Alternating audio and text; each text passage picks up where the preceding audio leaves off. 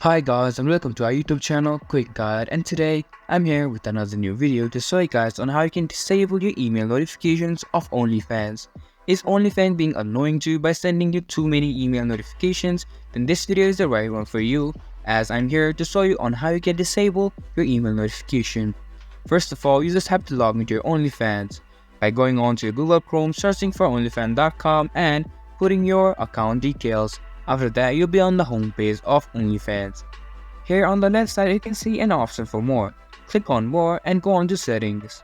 After that, go on to notifications. And here you can see an option for email notifications. Click on this. And right now you can see it is enabled. You can just disable this and email notifications will be turned off from your OnlyFans to your email. And that's how you can turn off email notifications on your OnlyFans account. This was for this video, and I hope you guys find our video helpful. If you do, make sure to leave a like, subscribe to our YouTube channel and hit the bell notification.